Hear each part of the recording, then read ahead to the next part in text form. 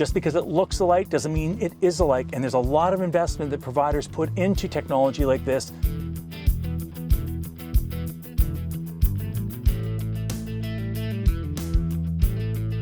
Hi, so we've already installed our telematics device into the OBD2 port, and now we want to start talking about vision systems or dash cameras. We covered off all the features and benefits. We're going to try this particular dash camera, and I'll take it on the road and talk about its specific features. But what I want to talk to you today about is the simplicity of a do-it-yourself install if you're just doing a demo. In this case, this provider doesn't want this telematics device in the actual vehicle. This is a standalone dash camera. Now, of course, I want to run the wire up and I have to check the position of where I want to install this in the vehicle. Typically speaking, I like to install telematics devices. You have to figure out the right orientation of it, but I'm going to want to install it right about here, dead center in the vehicle, facing down so I can tilt it down. I'm going to do some adjustments there. Device ready. There you go, I'm getting power already, which is awesome. I don't want to put it up here. Obviously, it's affecting the driver, but also, if I care about the inward facing, you don't want the visor to hit it. You don't really want it all the way over here because, again, the visor might obstruct it. So this thing is device ready. I just haven't installed it permanently on the windshield. I'm going to go ahead and do that, and then let's take it on the road and show you what it's got. Meanwhile, we're going to go over to another vehicle of ours where I've got 3 dash cameras already installed, and let's walk through the differences between all 3. See you over there. Okay, so we're in our other test vehicle here on Road Test Show. This one we pre-installed 3 different dash camera solutions, and I just want to walk you through the differences between the 3. Dash cameras are, in the past, were seen as historically safety-driven solutions to capture events on the road, obstacles, and safety things that protected your driver. If you're a fleet owner and an incident occurs, the outward-facing camera really did often save your driver's backside by recording all kinds of incidents that occurred. And obviously, again, just that record that a picture says 1,000 words really added context to what otherwise was a driver's statement. Going forward, the first thing you need to consider, of course, I don't think there's many dash camera providers that only record inward facing. They all start with the idea of we're going to record outside of the vehicle. And that's great, but there's 3 unique concepts here in terms of solution. One is a brand new camera that just came on the market in 2025. It's not just a dash camera. This has a dash camera with a wire. It's been neatly installed through the trim down to a telematics device. So it's all inclusive. It delivers the video signal to a single brain or a black box. That black box includes GPS, it picks up signals from the engine, and it includes the optical visual content from the actual forward and inward facing camera. It does have an audio component to it, so it coaches me. I know when I've been driving, it would say, check your seatbelt. So these systems are not simply recording, a matter of fact, they're also driver coaching tools.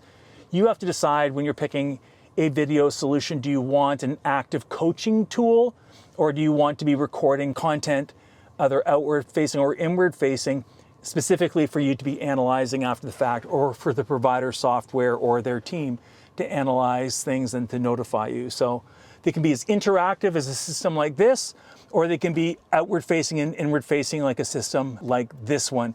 Just because it looks alike doesn't mean it is alike, and there's a lot of investment that providers put into technology like this that might seem like the same hardware platform or footprint, but behind the hood, there's a lot of software changes and firmware and calibration that the vendors have made to make their product distinct. Some of the cameras like this and others use AI. This one also has some AI features. Be cautious of the word AI with respect to visual. It's an overused expression. Some do facial recognition. Some are detecting shoulder checks. Some are detecting drowsy driving, closed eyes while driving. Some are meant to go and detect, did the cell phone come up? Did he drink a PepsiCo or a beverage? Were they using or consuming a beverage while driving? Those are all obstacles that the camera can detect and then notify the driver or notify head office that there's something going on. At the same time, really the power of all video is on the back office. It's sending all that video back, having a really powerful software engine review the video that's been recorded and figure out what are the rules or notifications that you as the fleet have decided are important to you and that you're willing to not only know about, but also reinforce. Make sure when you're deploying video that you have a clearly laid out driver handbook, that your drivers know what to expect, everything you want to put into your driver handbook that's fair and for all employees everywhere. It's important that we don't use these technologies as a big brother technology to oversee things, that you have a clear, fair, global policy. It's in writing, and you're simply using tools like this to reinforce what your employees already know to be true. This camera is quite an interesting one. It's outward facing only. It came to the market about a year and change ago, and it does not record inward facing. So it was meant to be a really cost-effective, low-cost entry point into the world of video. So again, there's so many different things. You can buy some video cameras that have 0 monthly fee attached to them. They literally simply record video. And if an incident occurs, you can pull the SD card out, you can review the video for due diligence, and then you can take action. That this technology is there to support them and not to work against them. And that really is the intention of all video. It really is a tool to help us all be more efficient, be safer behind the wheel, and if, God forbid, an incident takes place, it provides context in a format that is actionable. So you always have to protect your employee and that they are safe behind the wheel, and this technology is there to support them and to work with them. Well, we've done an awful lot of work here talking about video.